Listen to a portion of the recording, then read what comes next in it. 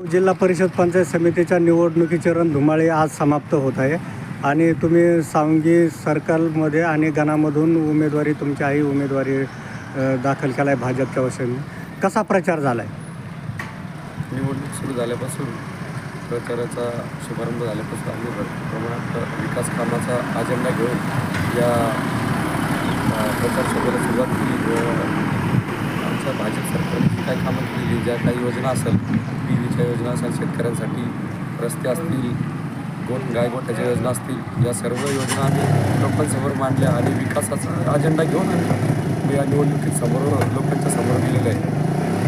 आणि बागडे नाना म्हणजे राजस्थानचे महामहिम राज्यपाल यांचा पण या गावामध्ये वर्चस्व राहिलेलं आहे. त्यांनी मोठ्या प्रमाणावर विकास कामं केली.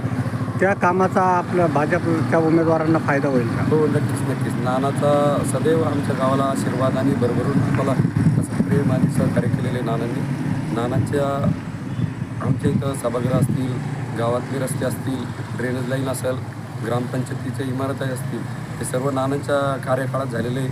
नानांनी आम्हाला भरपूर काही या विकासाला प्रतिसाद दिलेला आहे. त्या विकासाचा आम्हाला या निवडणुकीसाठी नक्कीच फायदा होणार आहे. गटामध्ये आणि गणामध्ये कोणत्या स्टार प्रचारकांच्या सभा झाल्या? आमच्या गटामध्ये आणि गणामध्ये आमच्या लाडके आमदार सौ अनुराधा अतुल चव्हाण यांची सभा झाली.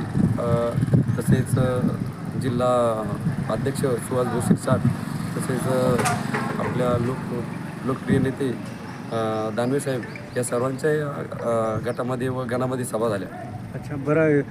तुम्ही आता प्रचारानिमित्त फिरले, काय लोकांच्या तक्रारी जाणार?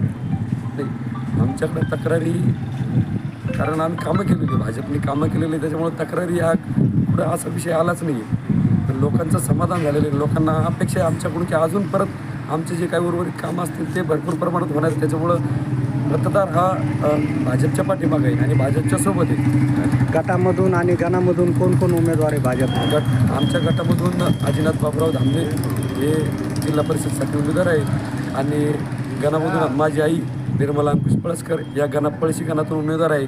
तरी मी सर्व मतदारांना आवाहन करणार आहे की 7 तारखेला कोणीही घरी न थांबता अधिकचं मतदान झालं पाहिजे, कारण मतदानाची टक्केवारी कमी होती.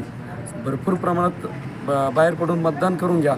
कोणीही मतदानापासून वंचित राहू नका, कारण लोकशाहीनं आपल्याला अधिकार दिलेला आहे की मतदान करून आपल्याला लोकशाही पद्धतीने एक सदस्य निवडायचा आहे.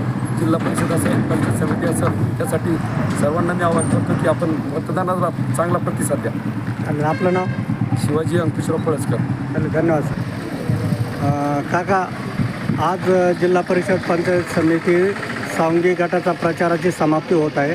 काय चित्र आहे पळशी गावामध्ये? आमचं प्रचार आहे भाजपचे. हां, बरं. भाजपचा प्रचार केला आहे तुम्ही, काय कामं केले भाजप? कामं केले भरपूर करेल जे बागड्यानं. काय कामं केले? हे बंधारे, तळे, हां, हे सगळे रस्ते सगळे काम केले.